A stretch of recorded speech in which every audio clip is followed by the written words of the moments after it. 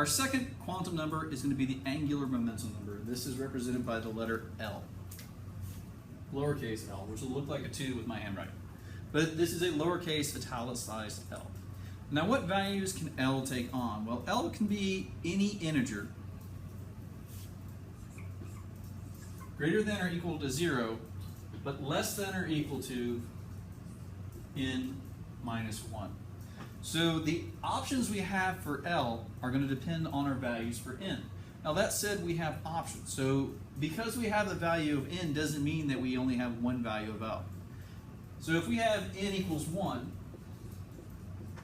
L can be between 0 and 0. So yeah, for the n equals 1 case, L only has one option. For the n equals 2 case, L can be greater than or equal to 0 and less than or equal to 1. So L can take on two values, 0 and 1. For n equals 3, L is greater than or equal to 0, less than or equal to 2. So L can have values of 0, 1, or 2. So this is where we're going to have to start. This is why we need L. L is going to have to be specified because n gives us multiple options. So in terms of building on our analogy for an address, this is the street. There can be multiple streets within a city, state, and zip. So this is going to specify what street you're talking about. Now L has a lot of information that gets wrapped up into it. So let's try to break it into little parts. First of all, L is going to specify the number of planar nodes. Specifically, L is going to equal the number of planar nodes. So if we have L equals 0, we have no planar nodes. If we have L equals 1, we have one planar node. We have L equals 2, two planar nodes, etc., etc. Now, when we increase the number of radial nodes, we increase the energy of the electron because we push the electron density further and further away from the nucleus.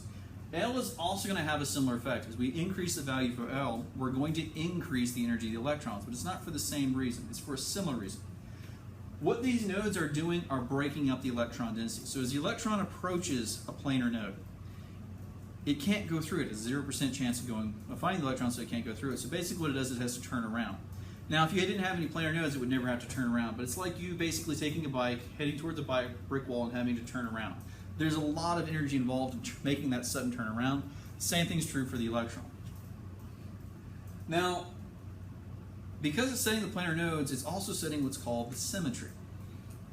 So, if we have L equals 0, we have S symmetry.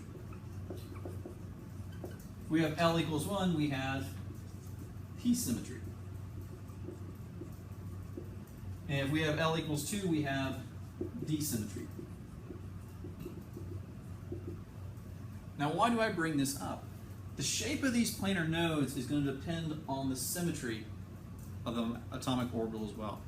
So if we have S symmetry, what we have is a sphere. Our atomic orbital looks like a sphere.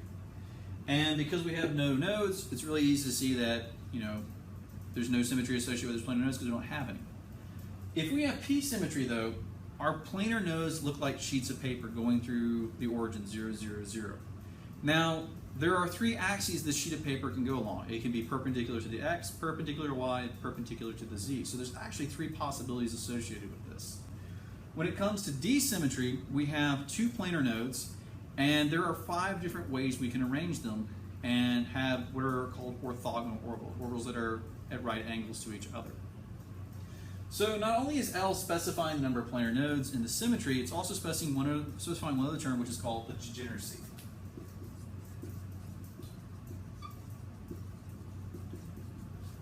Degeneracy is the number of orbitals that have the same symmetry and the same energy.